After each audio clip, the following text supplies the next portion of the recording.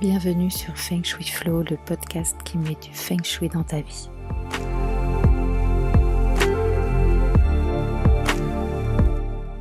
Je suis Aude Charot. Ma mission est de vous aider à faire de votre habitat un véritable compagnon de vie.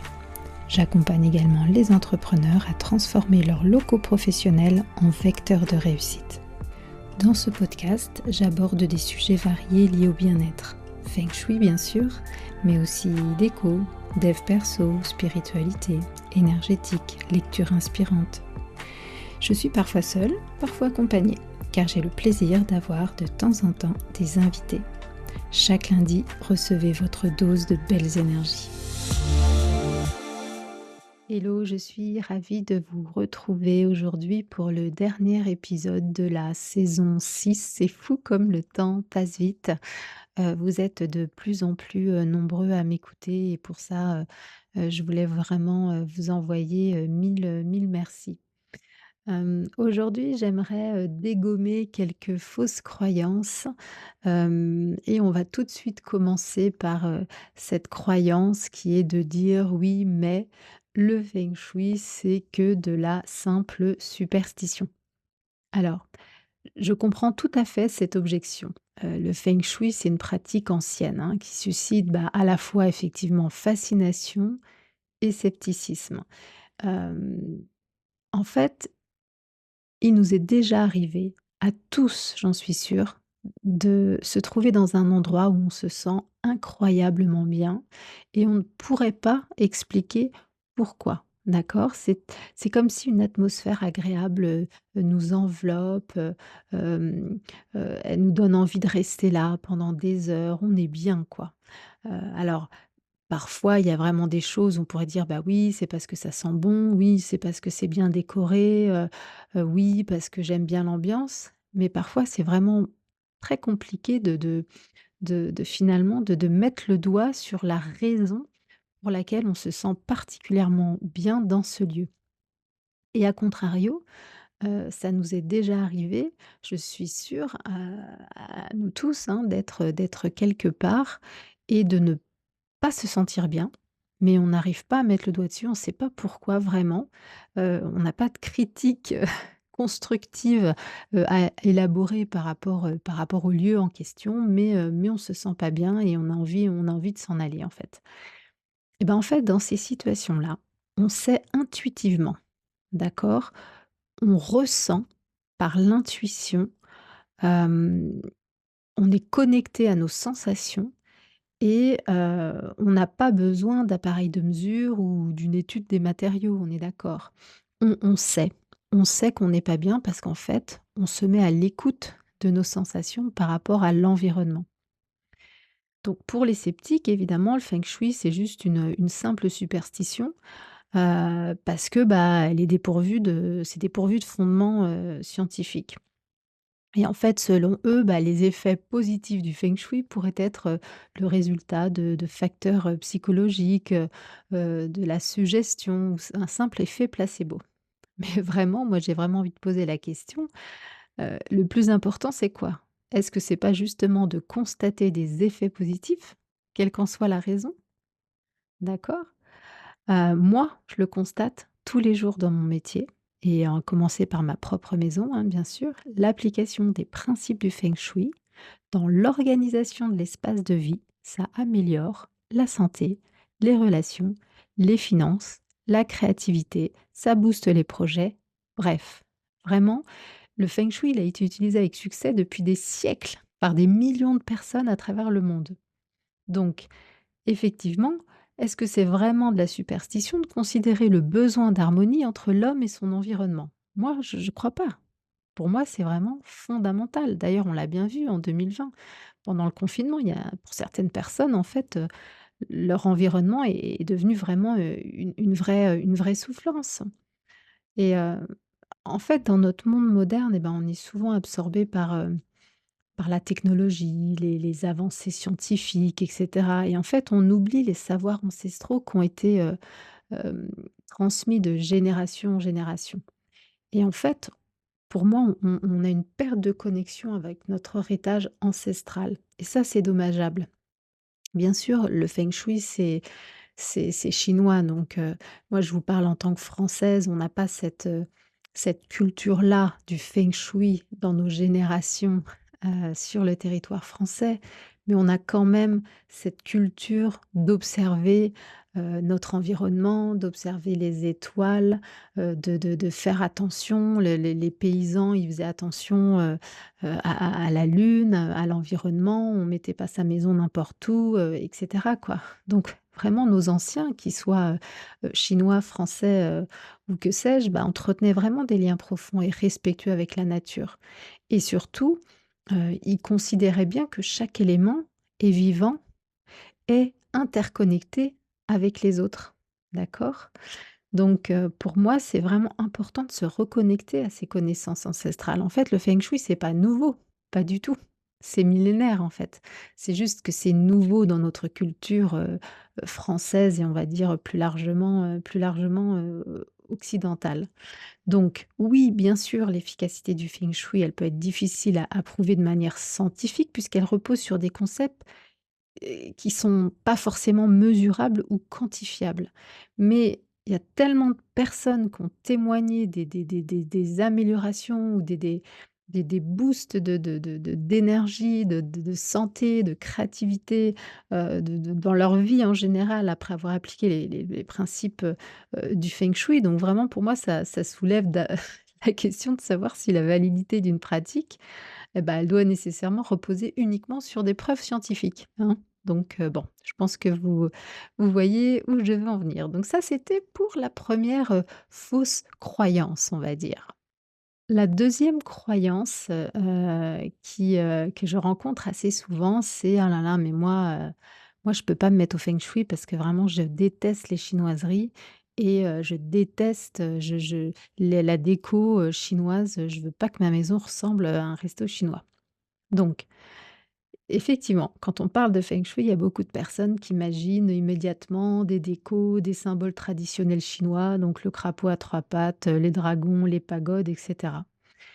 Et en fait, je vous rassure tout de suite, on peut vraiment pratiquer le feng shui en s'adaptant aux préférences de déco occidentales, en utilisant nos propres symboles, nos codes couleurs et sans que ça compromette, attention, l'efficacité du feng shui. D'accord? D'ailleurs, si ce sujet, vous intéresse, je me permets de glisser dans la conversation que j'organise aujourd'hui, ce soir à 21 heures, une masterclass déco et feng shui pour justement, vous, montrer qu'on peut adorer la décoration d'intérieur occidentale, avoir un style et pour autant, pouvoir, harmoniser son intérieur selon les principes, du feng shui. Donc je vous mettrai, le lien description à la ma d'inscription à la masterclass dans la description de l'épisode. C'est aujourd'hui donc n'hésitez pas à vous jeter sur le lien d'inscription si vous souhaitez, y assister ce soir. Je referme ma petite parenthèse. Donc voilà, je voulais juste, pour cette deuxième fausse croyance» entre guillemets, vous dire qu'effectivement, on peut tout à fait, mettre des remèdes ou des activateurs pour les étoiles volantes, sans, aller chercher dans la culture chinoise, des objets qui ne parlent pas aux occidentaux, que nous sommes. D'accord? Et le feng shui, en fait, il va bien au-delà de l'apparence, visuelle, hein. Vous m'entendez, souvent comparer le feng shui à l'acupuncture puisque, bah, voilà, on va stimuler le qi, hein, de la même façon, mais on peut travailler avec des éléments qui ne se voient pas directement. Je vous assure que parfois ça peut être vraiment très, très, très subtil et les ajustements, ils peuvent être au niveau, des couleurs, des formes, des matériaux. On va venir nourrir les énergies, mais avec des choses qui sont tout à fait communes, avec du bois, avec la couleur bleue, avec, un aquarium, une fontaine qu'on va mettre là et cetera. Je veux dire, un aquarium, c'est pas forcément feng shui, on est d'accord? Donc non, non, voilà, je voulais un petit peu, remettre les pendules à l'heure concernant cette autre fausse croyance, qui dit que, pour se mettre au feng shui, il faut absolument, mettre des trucs, chinois, chez soi. Il y a aussi une fausse croyance, qui circule et j'ai déjà entendu mais moi j'ai pas envie parce que l'expert feng shui, il va critiquer ma déco parce que justement, il va dire que c'est pas feng shui. Alors, je vous rassure, j'arrive pas chez vous, tel un Stéphane Plaza, en vous disant: «Bah, ça on retire, ça c'est moche, ça on vire, c'est pas feng shui». Pas du tout.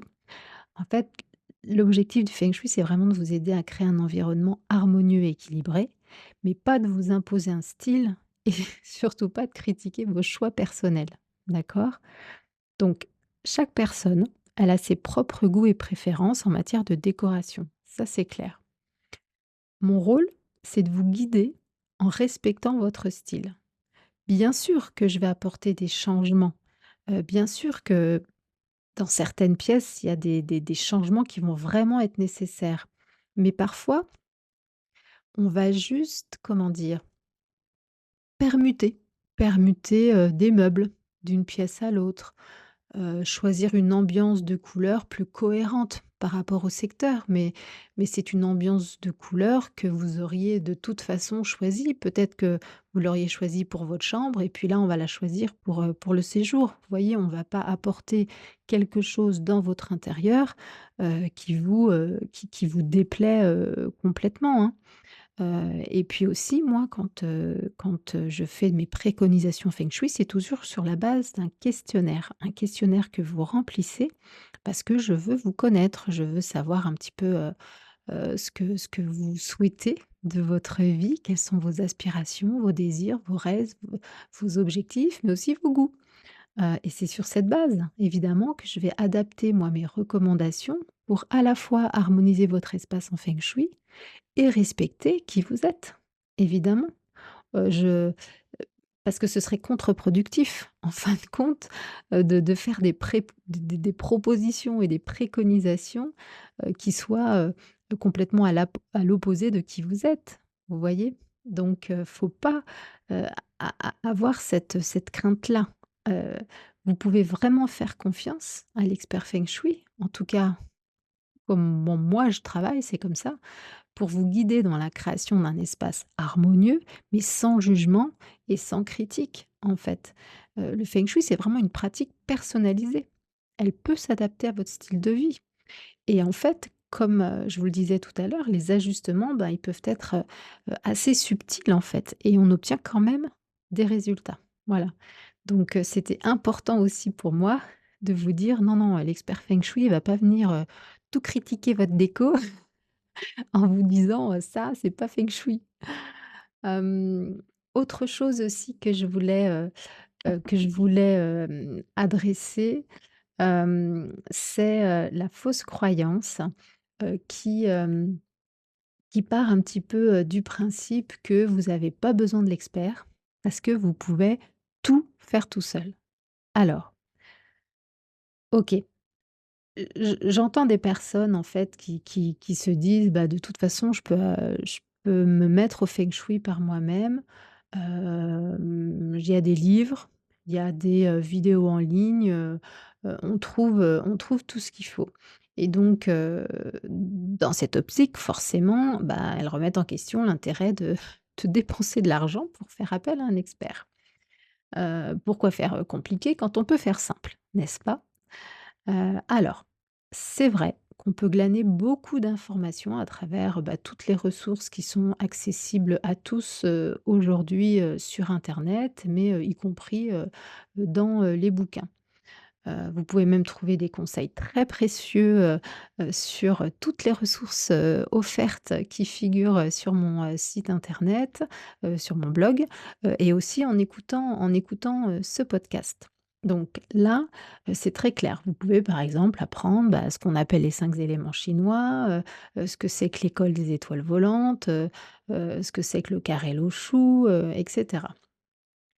Mais ce qu'il faut souligner, c'est que déjà, dans toutes les ressources qui existent en fait autour de nous sur le feng shui, vous verrez que parfois, vous allez avoir des informations qui vont se contredire. Et ça, c'est «normal» entre guillemets, je ne sais pas si c'est normal, mais en tout cas, c'est fort possible parce que, bah, il y a plusieurs courants en feng shui, il y a plusieurs écoles aussi et notamment des écoles de feng shui qui ne sont pas du feng shui traditionnel, comme le feng shui New Age, le feng shui occidental ou encore le feng shui tibétain, tout ça, voilà. Donc déjà, en fait, il faut quand même connaître un minimum pour pouvoir faire le tri entre ces feng shui qui ne sont pas tradis et le feng shui traditionnel. Et même dans le feng shui traditionnel, bah, il y a différents courants.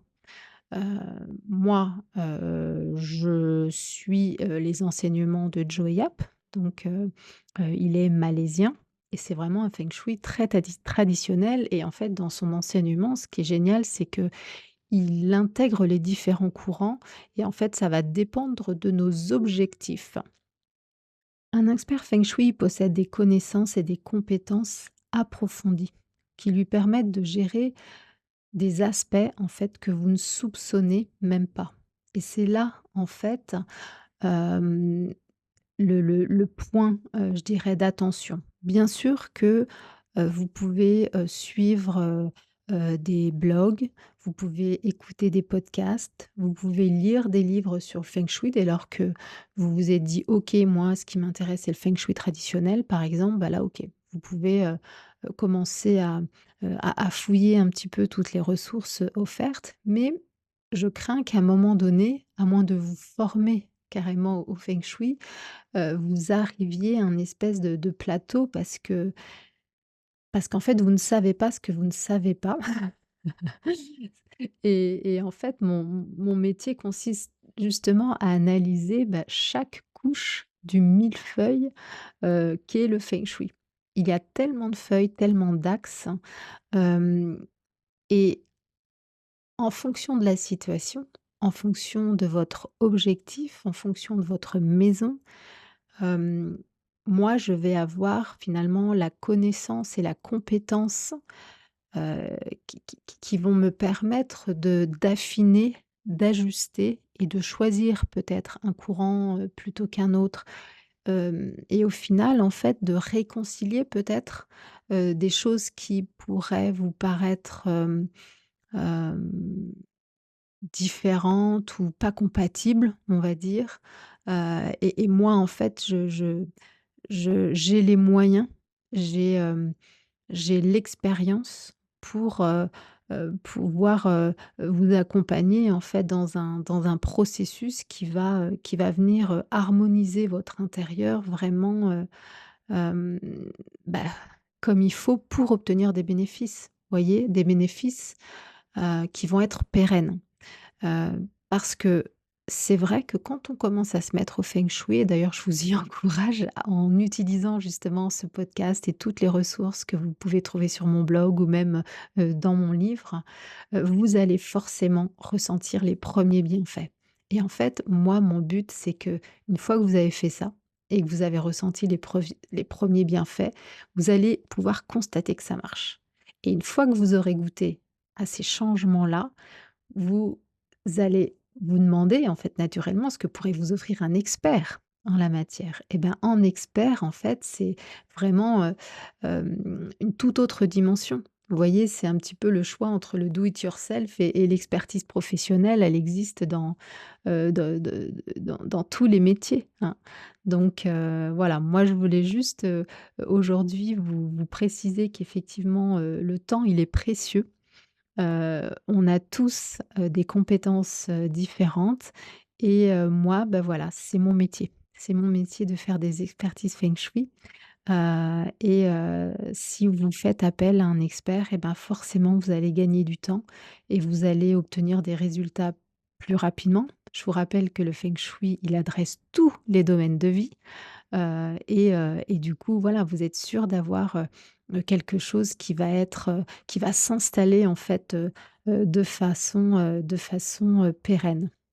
Donc voilà, juste en conclusion de cet épisode, le feng shui, c'est vraiment un art complexe, hein, mais il peut vraiment avoir un impact significatif sur votre vie. Donc il faut vraiment bénéficier d'une expertise professionnelle pour vous permettre d'atteindre, voilà, des résultats vraiment, optimaux. Donc, ne laissez pas les croyances, limitantes vous empêcher, de vous intéresser au feng shui. Et vraiment ça peut faire toute la différence dans votre quête, d'harmonie et de succès. Voilà, bah, écoutez, je vous remercie beaucoup pour votre, écoute, d'aujourd'hui. Je vais faire une petite pause après cette saison 6 et je reviendrai bientôt pour une nouvelle saison de ce podcast Feng Shui Flow. Ciao, ciao! Merci pour votre écoute d'aujourd'hui. Pour aller plus loin, n'hésitez pas à lire les articles très détaillés que j'écris chaque semaine sur le blog de mon site fengshui-expert.fr. Pour ne rien rater des prochains épisodes, suivez-moi sur votre plateforme de podcast préférée ou sur mes réseaux sociaux. Vous me trouverez sous le nom Aude à la déco. Merci beaucoup, à bientôt et d'ici là, restez dans le flow.